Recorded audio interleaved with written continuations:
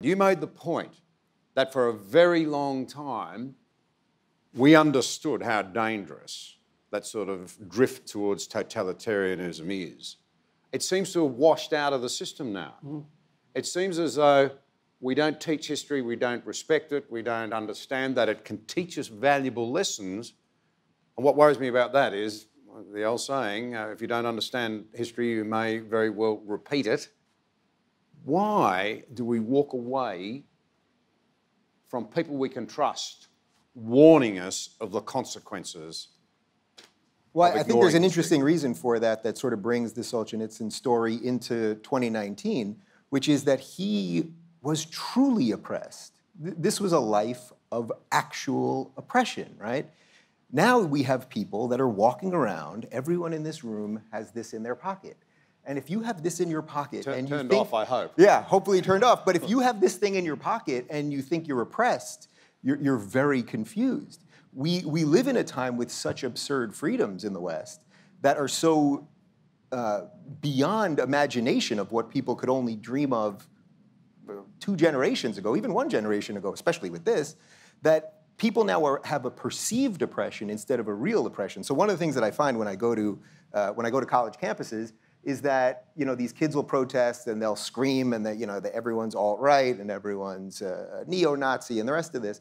And I always find, all right, well, how do you break through to somebody like that? How do you actually, when they have, you've talked about this, when they have that look in their eye, truly a possessed look, and they're, it's this postmodern monster has become sort of a secular religion.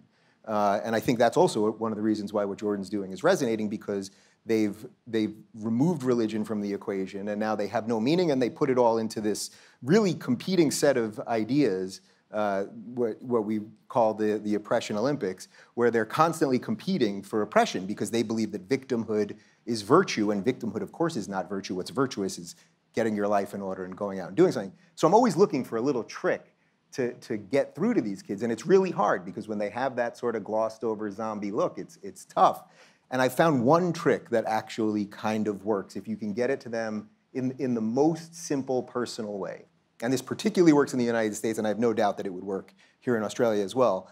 I'll say to them, anyone in this room, does anyone in this room have it worse than their grandparents? Now, I've done this, I don't know, 100 times probably. Nobody has ever raised their hand. Nobody ever. If you live in the United States, you basically, I mean, the only outsider case would be if your grandparents were oil barons or something like that, and then they lost all the money, in which case the leftists would actually love that too, because it would show that, well, it would show that accumulated wealth doesn't stay beyond generations, so they're all about that, right? So, but if you can do something like that, I mean, if you say, I mean, everyone in this room can do it. Like, can everyone picture their grandparents? Do you have it better or worse? I mean, does anyone in here have it worse than their grandparents? And that shows you that it's a perceived oppression, not a real oppression, that the thing that they're fighting, this patriarchal, postmodern, capitalistic thing that they're fighting, I mean, they can't define it, so it's hard to define it for them, that it actually has bent toward justice always, always. And if you can plant that seed in them, I think it's a little bit of something. But it's very hard to break them out of that. But I think the key here is understanding that it's a perceived oppression. If you live in a free society in the West in 2019, you're not oppressed. You maybe don't have it as well as your neighbor does, and maybe you came from more and they came from less, or maybe you're sick and they're not, or a series of other things. But you've got a chance, and that's all you're supposed to have in life. And I think getting that through to them, as opposed to, oh, the system is horrible, and I have to now destroy the system, as if they could magically reconstitute a system that really would just be, in effect, throwing away thousands of years of human history, that they're so wise.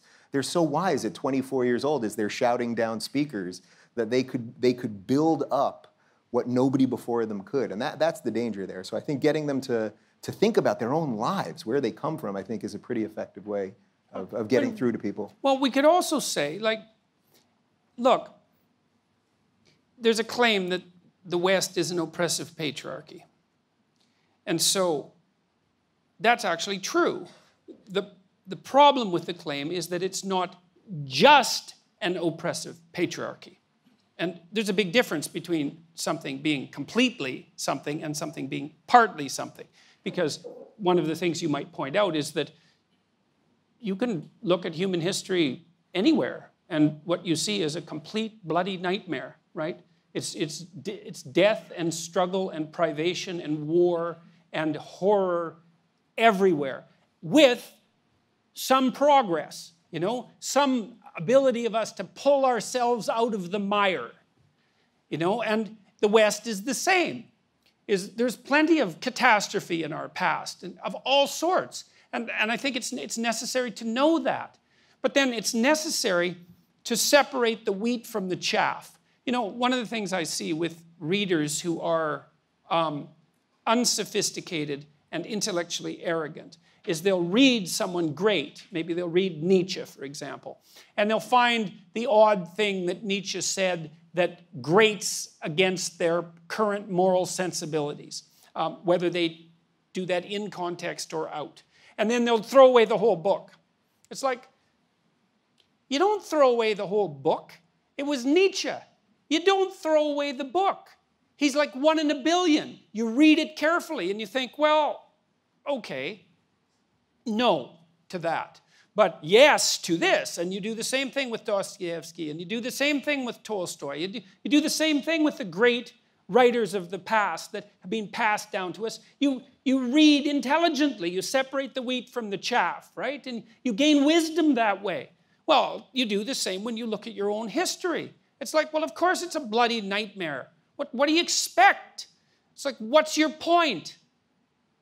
We're going to burn it down and then we're going to have something better as a consequence? Well, not so easily, not so quickly. Maybe we read our history carefully and we think, okay, well, what did we get right? Well, what did we get right? Well, the sovereignty of the individual, that's pretty good.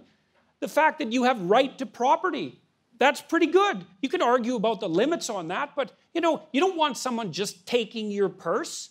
You know, it's helpful that there are things that you can earn and own. You know, the dignity of the individual, that's another one. The innocence before the law, God, that's a miracle that we ever came up with that idea. I can't believe that idea exists, because in most cultures it's like, well, you might be guilty, okay, you're dead. Because, well, that's easier, you might be guilty, you know, why go through all the trouble? There's plenty of people where you came from. It's like the trouble of presuming your innocence. It's innocent. It's even hard for you to do that for yourself. And the idea that each person has an intrinsic worth regardless of their, well, externalities, let's say. That's another idea that's a complete miracle. It's like, well, what are we going to do? We're going to throw all that away with the statement that we live in an oppressive patriarchy. And then we're going to be left with nothing.